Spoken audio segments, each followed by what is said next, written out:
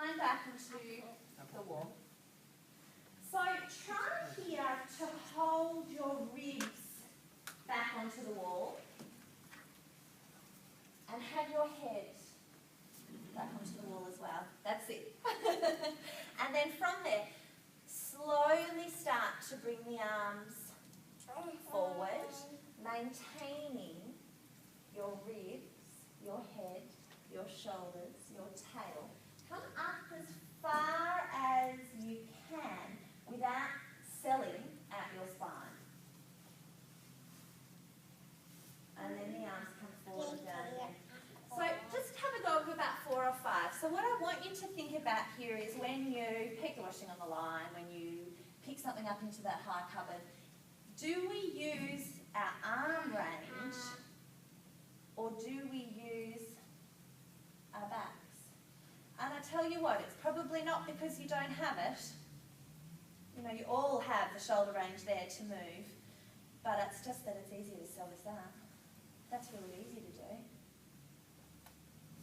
So thinking here about rib positioning as you move the arms. Just one more.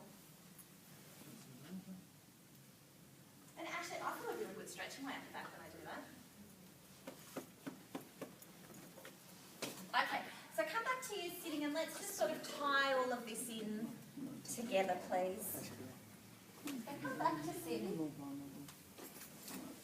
So if we think about the spinal curves, you should have a slight little curve in the low back.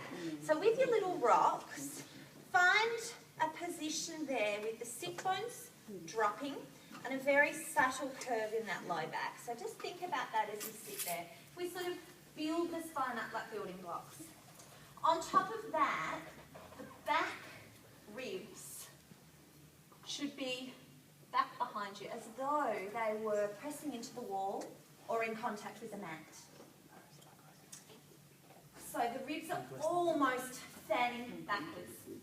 The tips of the shoulders open out broad. So think if I skewered you from the tip of one shoulder through to the tip of the other, you'd be stretching out along that skewer, reaching out from the tip of one collarbone to the tip of the other. And then you've got that subtle spider in your face to avoid confusion. Great.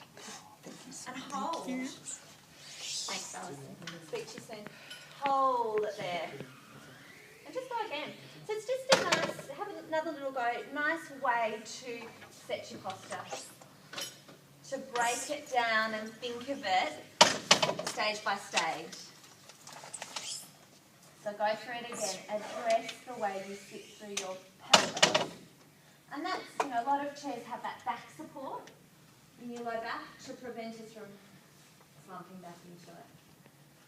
You know, back support's great, but isn't it even better if you've got